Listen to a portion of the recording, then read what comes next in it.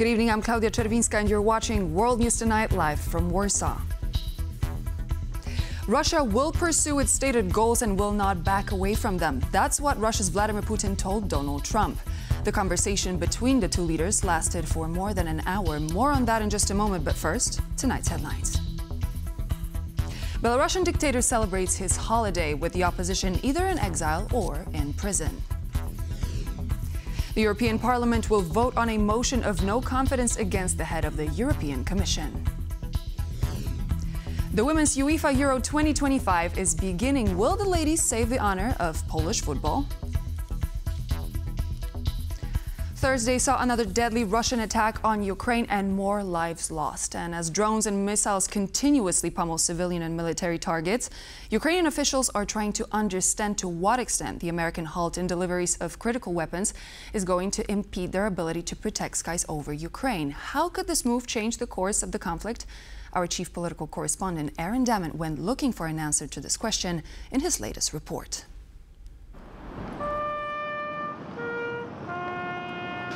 In Kyiv, the human toll of war on full display. As the F-16 Ukrainian fighter pilot who was killed in a major Russian air assault over the weekend is laid to rest. Maxim was the one to develop instructions on how to use a cannon, but on that particular day, the situation in the air was extremely difficult. Extremely difficult. At the same time, the fight continues. Moscow attacking the city of Poltava, killing at least 2 people and damaging a military recruitment center. All the while, the Pentagon says Washington's stockpiles are so low that it is halting some shipments of air defense missiles and ammunition to Ukraine. The Department of Defense continues to provide the president with robust options regarding military aid to Ukraine. And at the same time, the department is rigorously examining and adapting its approach. Ukrainian President Vladimir Zelensky now wanting clarification through a phone call with US President Donald Trump. What about our bilateral relation with the United States and this support? So I hope that maybe tomorrow or in close days, these days, I will speak about it with the President Trump. In fact, that call will come a day after Trump spoke with Russian leader Vladimir Putin for the 6th time this year. The Kremlin says the pair spoke for an hour on a negotiated solution on Ukraine, but that Moscow won't step back from its goals. And as NATO Secretary-General Mark Rutte maintains it is in America's interest to win the war in Ukraine, there are warnings of more bloodshed to come. We found these rockets. We can say that the United States or Donald Trump's administration is opening the sky for Russia and telling to Putin that you can hit now, you can kill more people. Some of the stalled weapons are reportedly already in Poland and en route to Ukraine, including Patriot missiles and air defense systems. If we have a smaller number of Patriot missiles in stock, we redistribute them, and then certain civilians do not fall under this priority protection. Further east, North Korea appears to be readying another troop deployment to support Russia, possibly tripling the number of soldiers on the ground. The country's supreme leader Kim Jong-un was pictured on state TV this week, seemingly emotional while watching pictures of him draping a flag over what are believed to be repatriated soldiers. A rare public acknowledgement that his armed forces have died aiding Russia's full-scale invasion of Ukraine. Aaron Dammit, TVP World.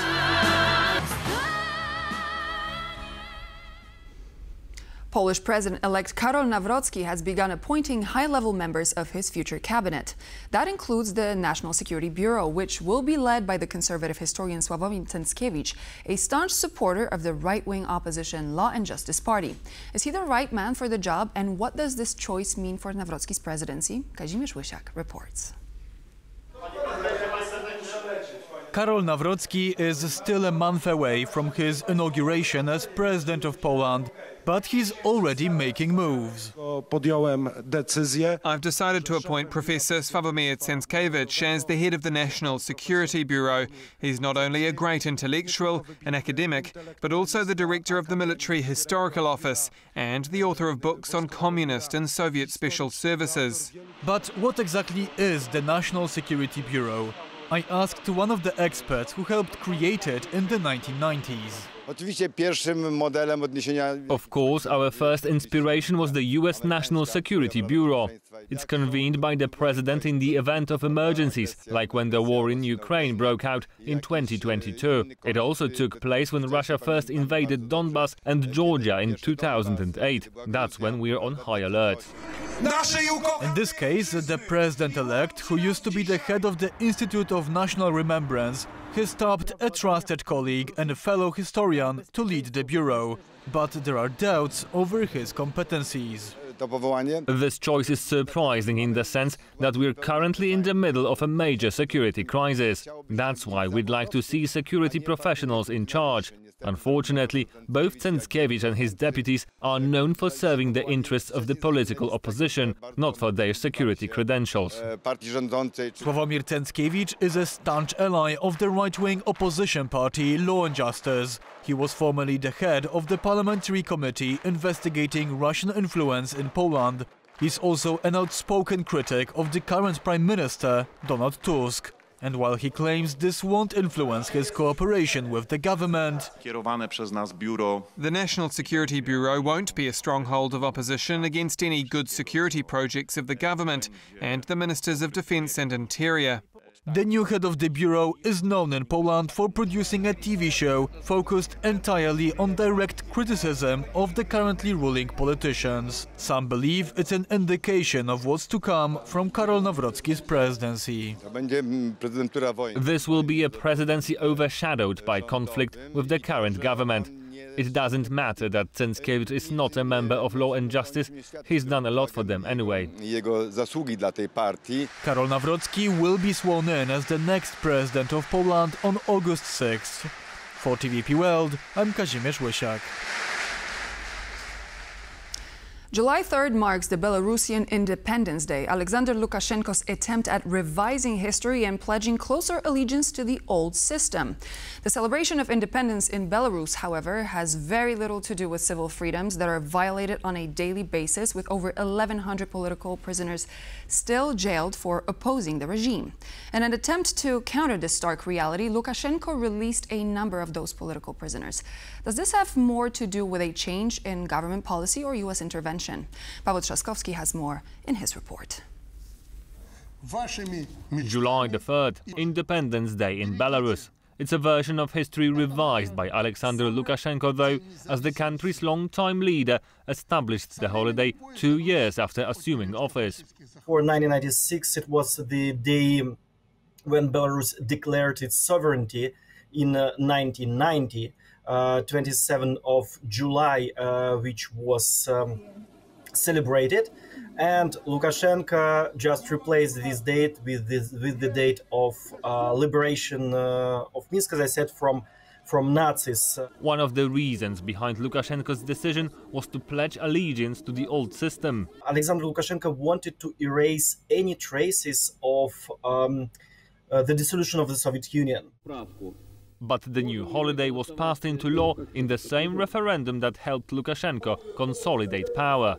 The people have entrusted me with power, not so that someone could try to overthrow the president and seize power by force. I repeat once again, power will not be surrendered. Power will be used in the name of the people. And after over 3 decades of wielding absolute power, little freedom is enjoyed in Belarus. Protests are being suppressed, and Lukashenko's opposition is put in prisons. The day before Independence Day, the regime released 16 political prisoners. However, Minsk is still holding over 1,100 more, including Nobel Peace Prize winner Ales Białacki and Polish-Belarusian journalist Andrzej Poczobut. Paweł Trzaskowski for TVP World. European Commission President Ursula von der Leyen is set to see her first confidence vote since she took office back in 2014. While the Commission chief is expected to sail through, it's being seen as a sign of growing frustration with her. Our very own Aleksander Lukashenko is in Brussels for us. Good evening, Alex. So von der Leyen won't be worried for her job, but she's clearly angered some in the European Parliament, hasn't she? Yeah, you're absolutely right, Claudia. We expect Ursula von der Leyen to really cruise past this confidence vote. It'll take place on Thursday, but was announced today. The threshold to be able to trigger a confidence vote in the European Parliament is only 70 MEPs out of 720. They only got 72 to get to that threshold. So clearly there is a small number, 10% of the European Parliament, ready to launch this confidence vote. But the coalition that Ursula von der Leyen comes from, the EPP, the European People's Party, has a majority, has a strong majority, and the other parties, even the opposition, have said they will not support this motion. They see it as something that will bring chaos to European politics. If this no-confidence motion would pass, the entirety of the European Commission's 27 commissioners and the President would have to resign, and that would put a lot of political turmoil here in Brussels. But nevertheless, just because she'll sail through doesn't mean it's going to be painless. We have seen growing frustration with the President von der Leyen and how she has conducted herself, slightly acting unilaterally on foreign policy. Also, perhaps considering reversing course on greenwashing laws, which would prevent companies from making erroneous environmental claims on their products. That has attracted a lot of flack across Brussels. And of course, the process of a no-confidence vote allows those 720 MEPs, should they wish to do so, to take the floor, to criticise the President of the European Commission, to drag up any and all old political frustrations they may have. Ursula von der Leyen would much rather be focusing on finding a trade deal with the US, on ramping up defense spending, on other things. But unfortunately, or rather I should say unfortunately for her, this vote of confidence has crossed the threshold. It may not be fatal, but it won't be painless. Claudia? Thank you so much, Alex. That was Aleksander reporting live from Brussels.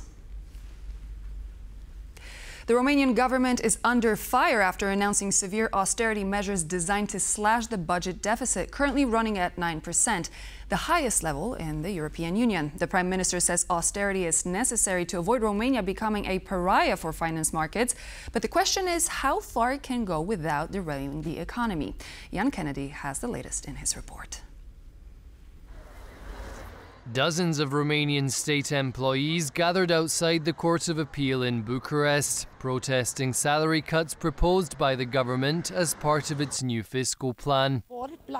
We have a single surplus cut to 12% from our salary, and without it, public workers' wages are only 1,100 euros. The austerity measures come as Romania's public deficit surged past 9% in 2024, 3 times the EU's suggested limit. And the newly appointed Prime Minister, Ilie Bolojan, warned about the dire consequences of not taking swift action. The Romanian state could become insolvent, which would mean that our creditors, those who lend us money at present and whom we need in the future because we cannot function otherwise, would no longer lend us anything, and therefore we would not be able to cover state expenses, including salaries and pensions. The consolidation package, aiming to push the deficit below 6%, is set to come in 2 rounds, the first taking effect on August 1st. It will include a VAT reform, a 10% excise tax increase, an expansion of the healthcare contributor base, and the introduction of a new pension tax threshold. Starting next year, the government plans to increase taxes on dividends, gambling winnings, and bank profits, and introduce caps on public sector salaries and pensions, as well as increase teaching hours and cut student scholarships. But this is just the beginning, with more measures set to be announced within the next few weeks. A crucial step towards securing much-needed EU funds. Our economy is doing badly. It's not a catastrophe at this point.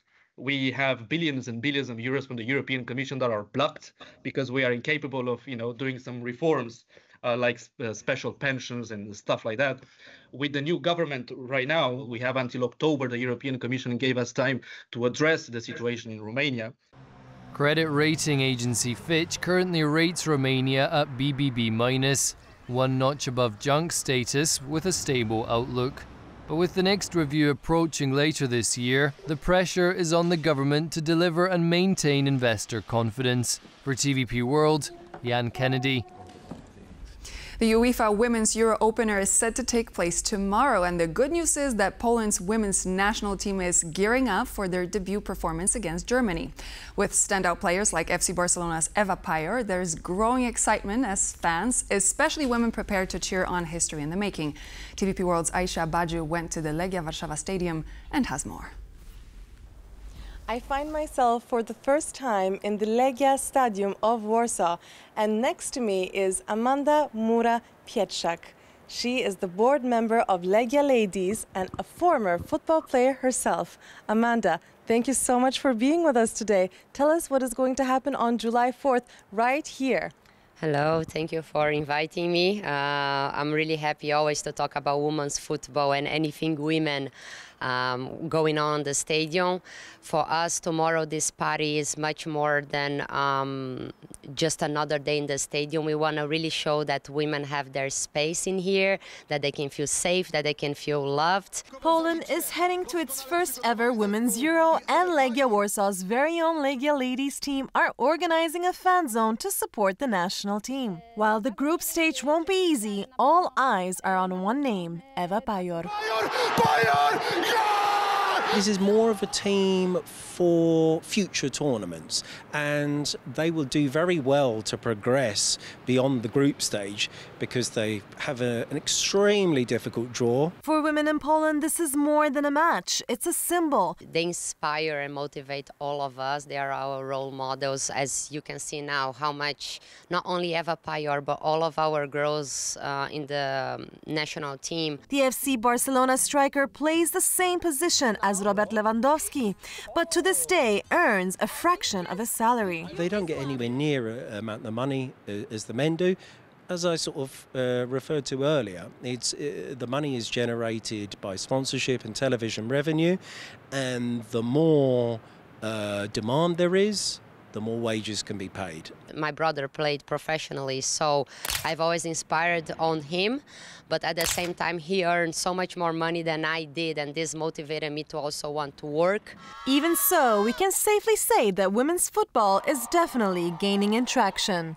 So here we have it. The Polish women's football team will be playing on July 4th for the first time in the UEFA Women's Euro, and the celebratory parties will be held right here in Warsaw in the Legia Stadion. Stay tuned to TVP World. This is Aisha Baju. And so this would be all the latest news for now here on World News Tonight. I'm Klaudia Czerwińska. Thank you so much for joining, and I hope to see you soon here on TVP World.